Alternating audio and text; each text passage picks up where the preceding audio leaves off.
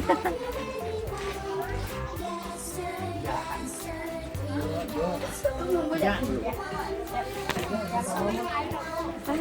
กะ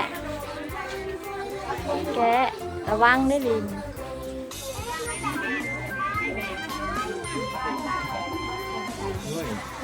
แกะทางนั้นก็เกิดมาก็เคยเห็นตายของแท้เดี๋ยวเป็นหุบปั้นเด้อ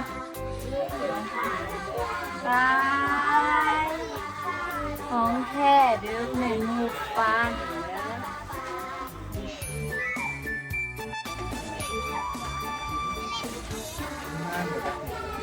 เนาะแล้วลูกจะยาก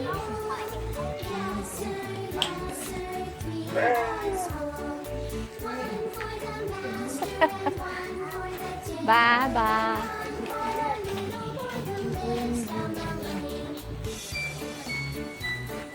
ลูกปั่นมีบ่โอ้ยมาให้ตัวเล็กค่ะเนาะมันก็แดดพาลูกตี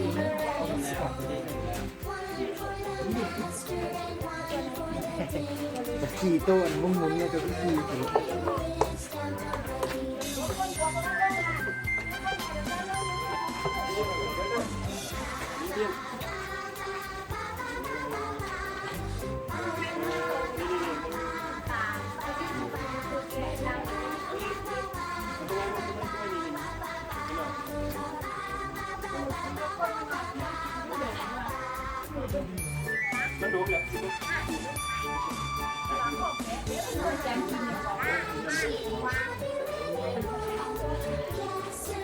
ม่วนบ่ลูก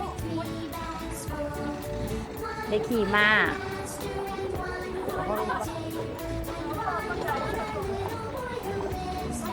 เก่งบ่หายเว้ย